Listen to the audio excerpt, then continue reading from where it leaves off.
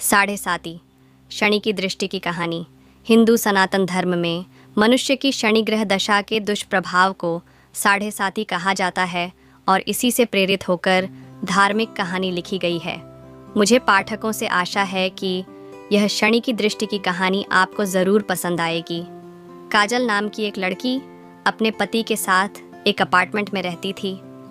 काजल का पति राहुल एक सॉफ्टवेयर कंपनी में टीम लीडर के पद पर था। राहुल बचपन से ही बहुत आध्यात्मिक था, लेकिन उसके उलट उसकी पत्नी काजल बिल्कुल नास्तिक थी। वह ज़्यादातर रंगीन दुनिया में जीने की चाहत रखती थी, जिसे वह आज के हिसाब से सही समझती थी।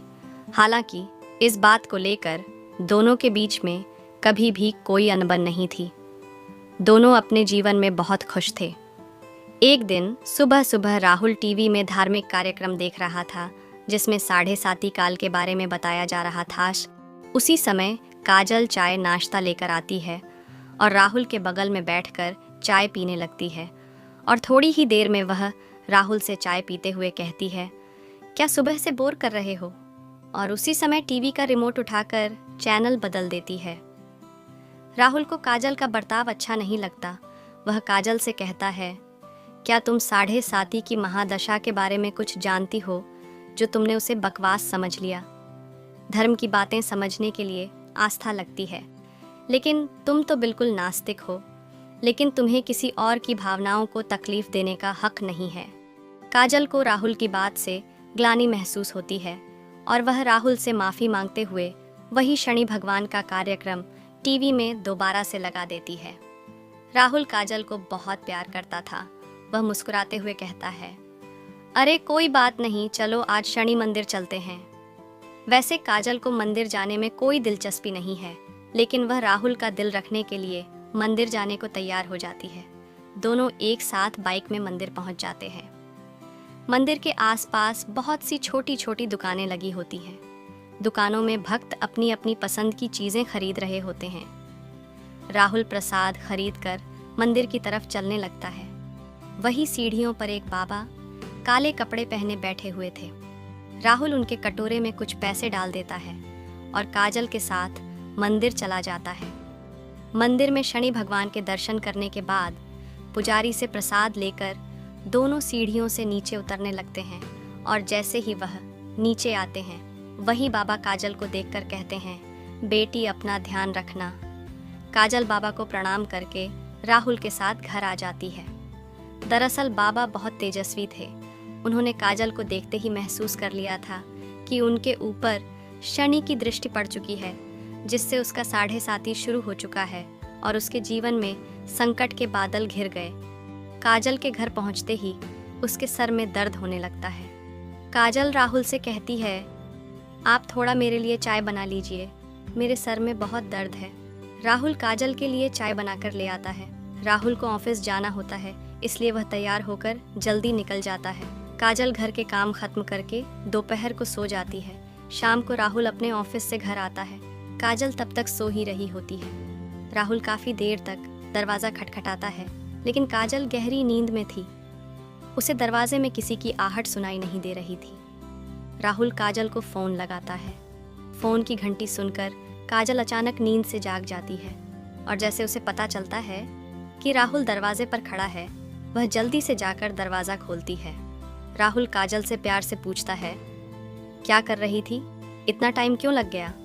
काजल आंख मींचते हुए कहती है, पता नहीं कैसे इतनी ज्यादा नींद लग गई कि आपकी आवाज़ सुनाई ही नहीं दी। राहुल अपना सामान रखकर बाथरूम में फ्रेश होने चला जाता है। उसी समय राहुल के मोबाइल में एक मैसेज आता है। काजल की नज़र अचानक मोबाइल पर पड़ती है। उसमें दिल के निशान के साथ प्यार भरा संदेश दिखाई देता है। मैसेज देखते ही काजल के रोम रोम में आग लग जाती है, क्योंकि वह अपने पति से बहुत प्यार करती थी और यदि वह बेवफा निकले तो उसे बर्दाश्त नहीं होगा। काजल की आंखों से आंसू निकल आते हैं। उसी समय राहुल बाथरूम से बाहर निकल आता है। काजल तुरंत उसका फ़ोन रख देती है और अपने आप को काबू में करके अपने कमरे में चली जाती है। वह सोच रही थी कि अगर राहुल उसे खुद इस मैसेज के बारे में बताएगा तो ठीक है, नहीं तो वह इसके बारे में कभी बात नहीं करेगी और उसकी ज़िंदगी से हट जाएगी। दोनों के प्यार को ग्रहण लग चुका था। 7:30 काल ने काजल को अपनी गिरफ्त में ले लिया था। काजल का स्वभाव बदलने लगा था। वह अपने पति पर शक करने लगती है, जिसके चलते उसके रिश्तों में दरार आ चुकी थी। कुछ दिनों के अंदर दोनों के बीच में झगड़े होने प्रारंभ हो जाते हैं। राहुल काजल को समझाने की बहुत कोशिश करता है, लेकिन काजल के दिमाग में वही मैसेज घूम रहा होता है। वह राहुल की किसी भी बात पर भरोसा नहीं कर पा रही थी। राहुल काजल को खुश करने के लिए उससे कहता है, चलो मंदिर चलते हैं और वहीं से बाजार घूमने चलेंगे, आज कुछ कपड़े खरीदते हैं। लेकिन काजल गुस्से में वहां से उठकर चली जाती है। राहुल अकेले ही मंदिर चल देता है। राहुल को दोबारा वही बाबा मंदिर की सीढ़ियों में फिर से दिखाई देते हैं। वह राहुल को देखते ही उसे अपने पास बुलाते हैं। राहुल हाथ जोड़कर बाबा के सामने जाकर खड़ा हो जाता है। बाबा कहते हैं, बेटे, तुम्हारे जीवन में संकट दिखाई दे रहा है, क्या तुम ठीक हो? राहुल कई दिनों से काजल से परेशान था। वह बाबा के सामने बैठकर अपनी समस्या बताने लगता है। हालांकि बाबा काजल के 7:30 योग के बारे में पहले से परिचित थे, इसलिए वह राहुल को काजल के ऊपर आए हुए संकट के बारे में बता देते हैं और कष्ट से मुक्ति के लिए उपाय बताते हुए कहते हैं कि तुम्हारी पत्नी को शनि भगवान की विशेष पूजा करनी होगी, जिसके बाद वह सामान्य स्थिति में आ जाएगी। राहुल भगवान का दर्शन करने के बाद घर पहुंचते ही काजल से कहता है, आज मंदिर में वही बाबा जी मिले थे। उन्होंने बताया कि तुम्हारा 7:30 योग चल रहा है, इसलिए तुम्हारे जीवन में चिंता बनी रहती है। तुम शनि भगवान की पूजा करो, उससे सब ठीक हो जाएगा। काजल अचानक राहुल से कहती है कि मेरी समस्या की वजह तो तुम हो। राहुल पूछता है, कैसे?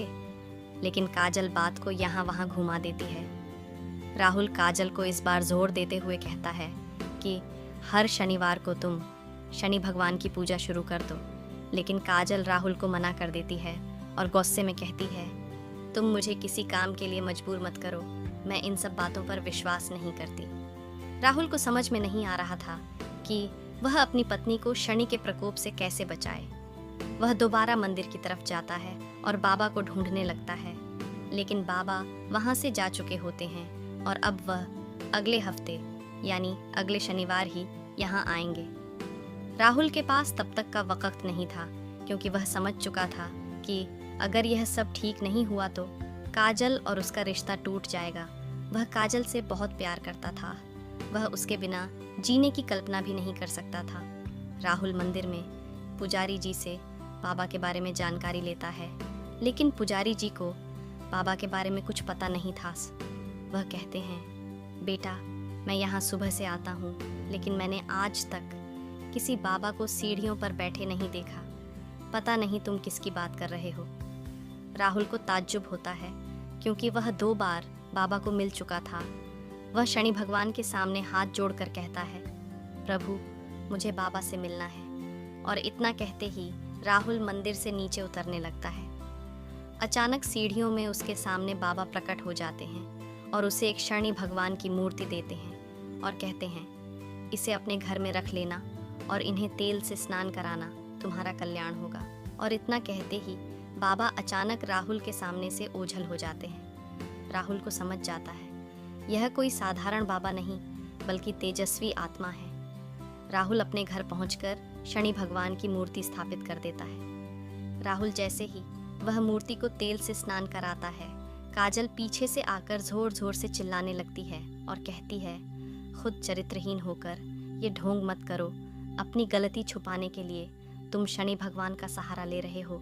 अपने आप को आईने में देखो तो पता चलेगा कि तुम कितने घटिया इंसान हो। काजल की इतनी अभद्र बातें सुनते ही राहुल के पैरों तले जमीन खिसक जाती है। उसने उम्मीद भी नहीं की थी कि काजल उससे कभी इस लहजे से बात करेगी। राहुल शांत स्वभाव का था। वह काजल को शांत करते हुए पूछता है, क्या हुआ काजल, आराम से बात करो। काजल तुरंत उसका मोबाइल लाकर वही मैसेज उसके सामने रख देती है। राहुल काजल से पूछता है, ये क्या है? काजल तुरंत कहती है, तुम बताओ ये क्या है और कौन है जिसने तुम्हें यह मैसेज भेजा है? राहुल काजल की बात सुनकर मुस्कुराने लगता है और कहता है, अरे पागल, ये मैसेज उस लड़की ने मुझे नहीं भेजा था, बल्कि कंपनी में काम कर रहे मेरी टीम के एक लड़के ने उस लड़की को भेजा था और उस लड़की ने मुझसे उसकी शिकायत करने के लिए वह मैसेज मुझे फॉरवर्ड किया था। यह बात सुनते काजल का दिमाग शून्य हो जाता है। उसे कुछ समझ नहीं आता। वह जमीन पर बेसुध होकर बैठ जाती है। राहुल उसके बगल में बैठकर उसका हाथ पकड़कर पूछता है, क्या तुम इतने दिनों से इस मैसेज की वजह से मुझसे झगड़ा रही हो? तुम पागल तो नहीं हो गई? एक बार मुझसे पूछ तो लिया होता। मैं तुम्हारे अलावा किसी और लड़की के बारे में सोच भी नहीं सकता। काजल जोर जोर से रोने लगती है और राहुल के गले लग जाती है। अनजाने में ही सही, लेकिन शनि भगवान की कृपा से काजल को 7.5 योग से छुटकारा मिल जाता है। दोनों के जीवन में फिर से खुशियों को न्योता मिल चुका था। शनि भगवान के विराजमान होते ही दोनों के बीच झगड़े की वजह ही समाप्त हो चुकी थी और उनके जीवन में खुशियों ने फिर से दस्तक देना शुरू कर दिया था। और दोनों के जीवन के कष्टों की समाप्ति के साथ ही धर्म की यह कथा समाप्त भी हो जाती है।